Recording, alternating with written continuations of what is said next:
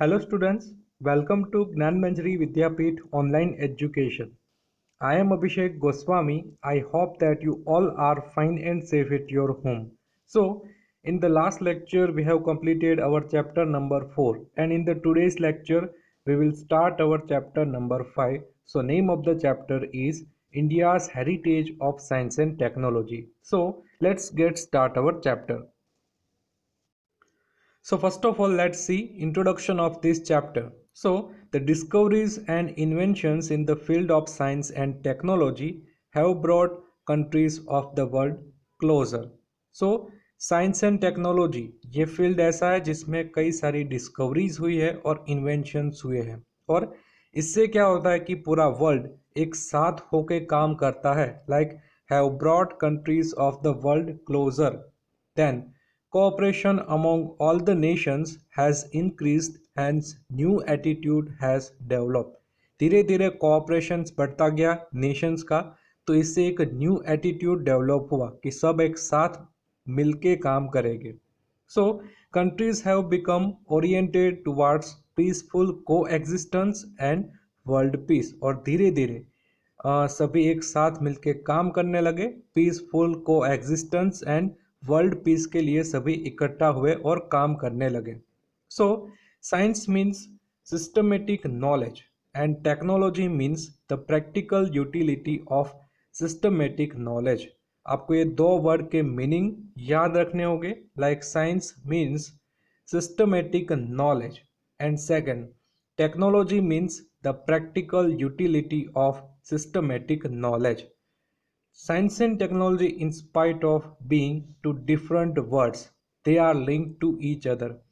Science and technology दोनों काफ़ी different words है लाइक हम बात करें साइंस में क्या होता है कोई भी थिंग्स इसका सिस्टमेटिक नॉलेज होना बट टेक्नोलॉजी का मीनिंग होता है कि उसकी प्रैक्टिकल यूटिलिटी मीन्स जो भी कुछ नॉलेज है इसको प्रैक्टिकली हम किस तरीके से यूज़ करेंगे इसका मीनिंग होता है technology.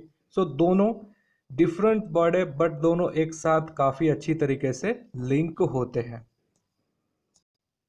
So let's move to our next topic and it is heritage of ancient India in the field of science and technology. So the great sages of our ancient India have gifted invaluable heritage of science to the world.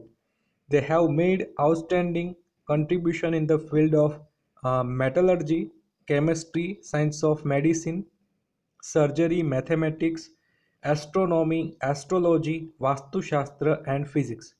हमारे Indian scientist की बात करें तो इसने कई सारे ऐसे science के फील्ड में काफ़ी आउटस्टैंडिंग कंट्रीब्यूशन दिया है.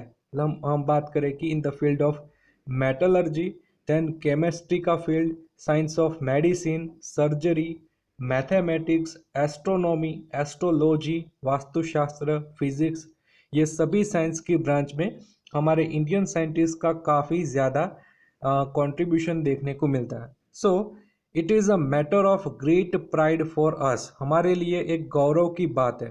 So India has contributed not only in the field of literature, art, religion, education and philosophy, but also it has made immense contribution in the field of science and technology. अब तक हमने क्या देखा literary sources देखे literary हमारा heritage देखा art religion education philosophy इसमें हमने हमारे हेरिटेज के बारे में बात की बट साइंस एंड टेक्नोलॉजी के फील्ड में भी हमारा काफ़ी ज़्यादा कंट्रीब्यूशन है. So modern age researches have proved that India has scientific attitude along with religious outlook. हमारे एंशियंट लिटरेचर में ज़्यादातर हमें रिलीजियस बातें देखने को मिलती हैं बट कई सारे ऐसे सोर्सेस हैं जिससे हमें पता चलता है कि हम साइंस के फील्ड में भी काफ़ी अच्छे थे. तो ये हमारे लिए काफ़ी बढ़िया बात है काफ़ी प्राइड की मोमेंट है कि इंडिया साइंस में भी काफ़ी आगे और रिलीजियस आउटलुक लाइक हम बात करें भगवत गीता सामवेद ऋग्वेद यजुर्वेद महाभारत रामायण काफ़ी अच्छे हमारे रिलीजियस लिटरेचर भी काफ़ी ज़्यादा है. तो इंडिया का हेरिटेज काफ़ी हम कह सकते हैं कि प्रॉस्परस है. So let's move further and let's learn all the branches of the science one by one. So first of all, let's learn about metallurgy. So, since ancient age, the people of India use metallurgy in their practical life. Ancient India made extraordinary progress in the field of metallurgy. A metallic idol of a female dancer discovered from Indus Valley civilization is an exemplary achievement of ancient India. Metallurgy क्या होता है ये field? Metal के ऊपर कोई भी work करना, ये होता है मेटलर्जी। और इंडिया इस फील्ड में काफ़ी आगे है। हम बात करें इंडस वैली सिविलाइजेशन, ये काफ़ी पुरानी सिविलाइजेशन है। अराउंड हम बात करें कि 5000 ईयर अगो की बात है। तो यहाँ से हमें एक फीमेल डांसर का मेटालिक आइडोल मिला हुआ है। मेटालिक आइडोल मीन्स धातु की मूर्ति। तो काफ़ी हम कह सकते हैं कि सिंस एंशिएंट इंडिया हमें मेटल वर्क काफ़ी अच्छा देखने को मिलता है। So later statues statues of Buddha belonging to the Kushan period have been found at Taxila. Then धीरे धीरे बात करें तो आगे बढ़े तो एक बुद्ध का स्टेच्यू हमें देखने को मिलता है और ये कुषाण पीरियड का था और ये हमें तक्षशिला में से मिला है।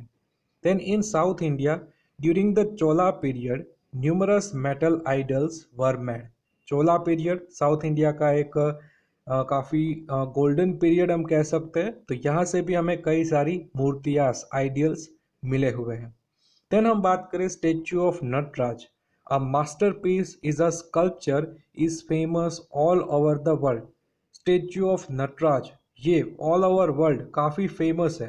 Then it is preserved in a museum at Chennai, और चेन्नई का एक म्यूजियम है, यहाँ पर नटराज की स्टैचू प्रिजर्व की गई है। तो आपको ये भी याद रखना होगा।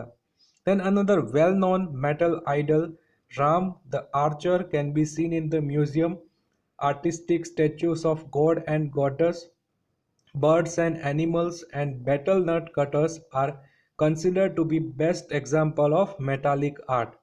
सो हम बात करें कि मेटल का एक स्टेच्यू है Ram the Archer, means Ram भगवान आर्चर के रूप में दिखाए गए। तो ये भी काफ़ी अच्छा एक स्टेच्यू है जो म्यूजियम में प्रिजर्व किया गया है। देन हम बात करें artistic statues of god and goddess, means देवी देवताओं के statue, birds animals. Then betel nut cutters, betel nut cutters means Gujarati में हम कहें तो सूडी, इसके भी काफ़ी अच्छे एग्जाम्पल हमें मेटालिक वर्क में देखने को मिलते हैं। So all of them have important place in the history of India. ये सभी का काफ़ी ज़्यादा इम्पोर्टेंस रहा है हमारी इंडियन हिस्ट्री में। So this is about metallurgy.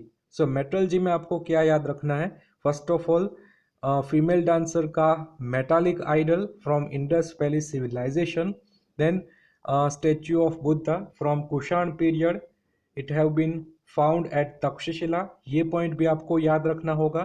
Then Chola period के दौरान भी काफ़ी ज़्यादा आइडल्स बने थे।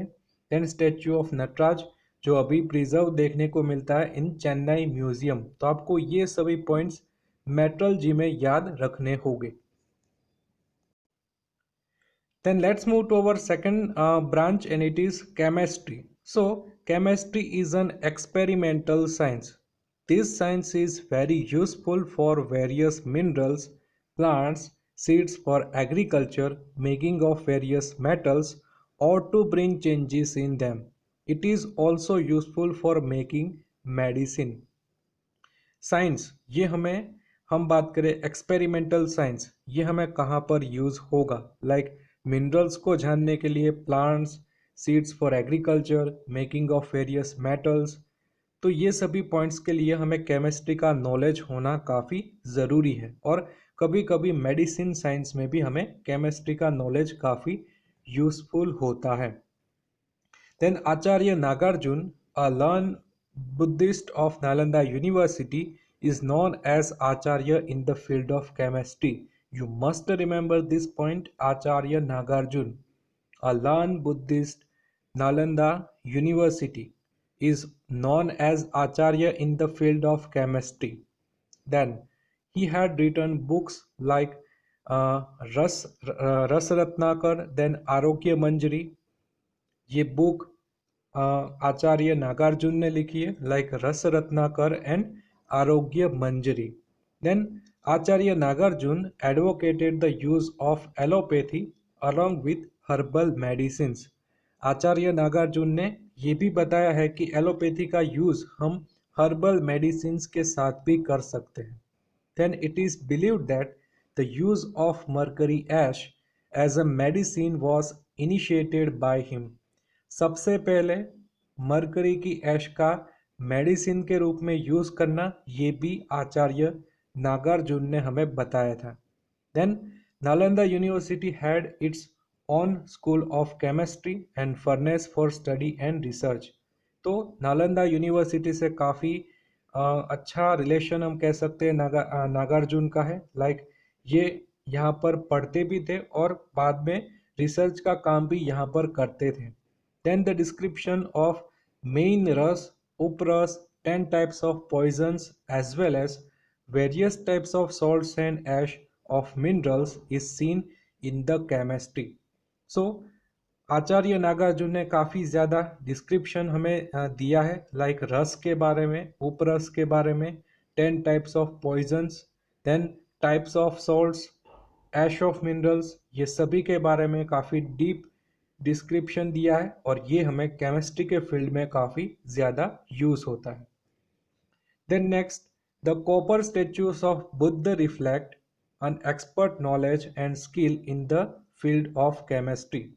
बुद्धा, इसके कॉपर स्टेच्यूज, इससे हमें पता चलता है कि केमिस्ट्री के फील्ड में उस टाइम पे क्या क्या ग्रोथ एंड डेवलपमेंट हुआ था. Then the copper statue of Buddha discovered from Sultanganj in Bhagalpur district of Bihar is 7.5 feet high and weight is about 1 ton. So ये कॉपर स्टेच्यू है बुद्धा का. ये हमें सुल्तानगंज भागलपुर डिस्ट्रिक्ट बिहार में से मिला था एंड इसकी हाइट है 7.5 फीट एंड इसका वेट है 1 टन. तो काफ़ी पुराना वर्क है बट इम्पोर्टेंट वर्क है कि उस टाइम पे भी काफ़ी अच्छा वर्क हो रहा था in the chemistry field. Then the statue of Buddha at Nalanda is about 80 feet high. Nalanda में जो स्टेच्यू ऑफ बुद्ध का स्टेच्यू है ये 18 फीट ऊंचा है. Then an exquisite example of Vijay Stambh, the 24 feet high iron pillar which weights 7 tons build by Chandragupta two. Vijay Stambh ये भी काफ़ी एक exquisite example, very best example है हमारे केमिस्ट्री वर्क का. इसकी हाइट है 24 फीट. ये एक आयरन पिलर से बना है और इसका वेट है 7 टन्स एंड ये बिल्ट किया गया है चंद्रगुप्त मौर्य सेकंड ने. तो काफ़ी इंपॉर्टेंट, चंद्रगुप्त सेकंड ये एक गुप्त एम्पायर के किंग थे, इसने ये बनाया है विजय स्तंभ को. Then in spite of nature's fury over centuries, the pillar has not yet corroded. This is best example of alchemical lore of India. So, काफ़ी पुराना वर्क है. Like Chandragupta two near about 4th century में हमें उसका time देखने को मिलता है.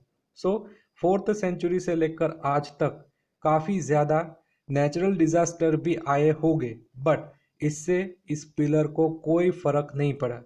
इससे हमें पता चलता है कि कितना ग्रेट वर्क होगा हमारे केमिस्ट्री का.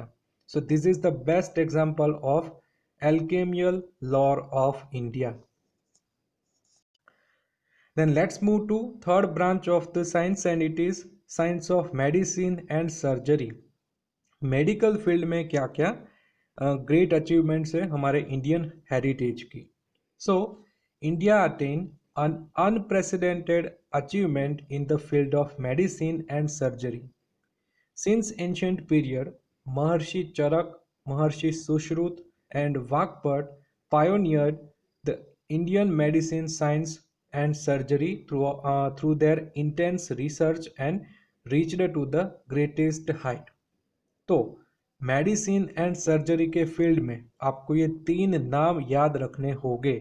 महर्षि चरक, महर्षि सुश्रुत एंड वाघभट. इसका काफ़ी अच्छा कंट्रीब्यूशन हमें मेडिसिन और सर्जरी के फील्ड में देखने को मिलेगा. So Maharshi Charak has written a book Charak Samhita in which he has mention over 2000 medicinal herbs. तो आपको ये बुक याद रखनी होगी, महर्षि चरक ने लिखी है, चरक संहिता। इसमें नियर अबाउट 2000 मेडिसिनल हर्ब्स के बारे में डिस्क्रिप्शन देखने को मिलता है। Then Maharshi Sushruta has mentioned instruments used in surgery. तो चरक इसका भी मेडिसिनल हर्ब में काफ़ी इंपॉर्टेंस है। एंड महर्षि सुश्रुत इसने सर्जरी के फील्ड में काफ़ी ज़्यादा ग्रेट वर्क किया था। So the instruments were so sharp that they would split a single vertical hair in two divisions। ये इंस्ट्रूमेंट इतने शार्प होते थे, ये क्या करते थे, एक वर्टिकल हेयर को, हॉरिजेंटल हेयर को तो हम आसानी से स्प्लिट कर सकते हैं, बट वर्टिकल हेयर को भी दो डिवीजन में डिवाइड कर सकता था। यहाँ से आप पता लगा सकते हो कि उस टाइम पे क्या ग्रेट वर्क रहा होगा हमारे मेडिसिनल वर्क का। So Vagbhata has written a book Vagbhata Samhita. It is also a very important work. तो आपको 3 बुक याद रखनी होगी। महर्षि चरक ने लिखी है चरक संहिता, सुश्रुत ने लिखी है सुश्रुत संहिता, एंड वाग्भट के द्वारा लिखी गई है Vagbhata Samhita. And this all books were related to medicinal science. Then, study of Charak Samhita, Sushruta Samhita and Vagbhata Samhita is very useful for every doctor. आज भी इसका काफ़ी इम्पोर्टेंस है, हमारे मेडिकल फील्ड में ये सभी बुक्स का नॉलेज स्टूडेंट्स को दिया जाता है। Then Hindu herbal science of ancient time is enriched with huge collection of minerals and medicines from plants and animals. Hindu herbal science means हमारा इंडियन साइंस जो मेडिकल के बारे में, इसमें भी काफ़ी ज़्यादा मेडिसिन्स और मिनरल्स के बारे में लिखा गया है। देन हम बात करें, this has presented a detail and complicated progress of making medicines, their classification and their usage. काफ़ी ये डिफ़िकल्ट वर्क होता है, बट डिटेल और कॉम्प्लिकेटेड प्रोसेस के बाद भी काफ़ी अच्छा वर्क किया है हमारे इंडियन साइंटिस्ट ने। So they could even stop blood circulation with ball shaped bandage. तो ये उस टाइम पे हमें ऐसे भी एविडेंस मिले हैं कि ब्लड सर्कुलेशन को स्टॉप भी कर सकते थे। एक बैंडेज का यूज़ करके हम ब्लड सर्कुलेशन को स्टॉप कर सकते थे। ये हमें जनरली काम आएगा ड्यूरिंग द पॉइजन हमारे बॉडी में होगा तो उसको हमें रोकना है, तो हमें हमारा ब्लड सर्कुलेशन स्टॉप करना होता है। तो उस टाइम में भी काफ़ी ज़्यादा वर्क हमें देखने को मिलता था। Then they could skilfully operate on abdomen, kidney, cataract, hernia, stone, piles, bladder etcetera. और उस टाइम पे एब्डोमेन मीन्स पेट की कोई बीमारी, then kidney, cataract means Gujarati में हम उसको कहेंगे मोतियो, जैसे आँख में मोतियो होता है, तो ये इसके बारे में भी काफ़ी हमें सॉल्यूशन देखने को मिलता है। हर्निया मीन्स गांठ, स्टोन, पाइल्स, ब्लैडर, ये सभी के बारे में भी काफ़ी ज़्यादा लिखा हुआ है in our ancient time. Then they could classify also, join the broken or displaced bone, extract the things pierced into the body easily and skillfully। उस टाइम पे भी जो डिस्प्लेस्ड बोन्स है इसको जोड़ने का काम होता था। लाइक जो सर्जरी का काम होगा ये भी काफ़ी अच्छी तरीके से होता था। Then recognise symptoms and diagnose the disease. Then कोई भी पेशेंट है तो उसके सिम्टम्स को रिकॉग्नाइज करके कोई भी डिसीज का डायग्नोसिस भी होता था। Then they also gave dietary directions after post recovery of disease के बाद में हमें क्या डायरेक्शंस को फॉलो करने होंगे, तो ये भी उस टाइम पे काफ़ी दिए जाते थे पेशेंट्स को। तो हम देख सकते हैं कि हमारा रिच हेरिटेज इन अवर मेडिकल फील्ड देख सकते हैं कि सुश्रुत, चरक और वाग्भट जिसका काफ़ी ग्रेट कंट्रीब्यूशन है on medicinal science. Then they had knowledge of plastic surgery as well as joining nose and ears. उस टाइम पे प्लास्टिक सर्जरी भी होती थी, नोज एंड ईयर्स को जोड़े भी जाते थे, काफ़ी इंपॉर्टेंट पॉइंट है. Then they showed a keen interest in teaching students the method of surgery by doing surgery on the dead body और ऑन द वैक्स स्टेचू. उस टाइम पे जो टीचर्स होते थे अपने स्टूडेंट को सर्जरी का प्रैक्टिकल भी करवाते थे, लाइक डेड बॉडी पे सर्जरी करके या फिर वैक्स स्टेचू पे प्रैक्टिकल नॉलेज भी अपने स्टूडेंट्स को देते थे. Then they conducted risky operations during delivery. Delivery के दौरान भी काफ़ी रिस्की ऑपरेशंस ऑपरेट कर सकते थे. Then they were expert gynaecologist and paediatricians. ये सभी गायनेकोलिस्ट भी और पीडियाट्रिशियंस भी काफ़ी अच्छे होते थे. The next point, veterinary science also develop in ancient India. हमने बात करी मेडिकल साइंस की, but veterinary science means animal science भी काफ़ी ज़्यादा डेवलप हुआ था since ancient time. So they wrote books on diseases related to the horses and elephants, like among them Hasti Ayurveda, Shalihotra and Ashwashastra are well known books. हम बात करें कि books की बात करें तो हॉर्स और एलिफेंट्स पे भी काफ़ी ज़्यादा बुक्स लिखी गई है. हस्ती आयुर्वेदा जिसमें हॉर्स के बारे में लिखा गया है, शालिहोत्रा अश्वशास्त्र जिसमें एलिफेंट के बारे में भी लिखा हुआ है. सो ये वेल नोन बुक्स हमें एंशियंट टाइम से मिलती है. देन हम बात करें scholars, science, writer of medicine, Vagbhata made valuable contribution through the work like Ashtang Hriday on this field of diagnosis. वाकपट का एक इम्पोर्टेंट कंट्रीब्यूशन ये भी है कि उसने अष्टांग हृदय नाम की एक बुक लिखी थी जिसमें डायग्नोसिस के बारे में ज़्यादा डिस्क्रिप्शन दिया गया है. तो आप सभी को ये बुक्स, सभी साइंटिस्ट के नाम, उसके कंट्रीब्यूशन, ये सभी पॉइंट्स आपको याद रखने होंगे. So this is about our today's lecture. In this lecture we have discussed about three important branch of science.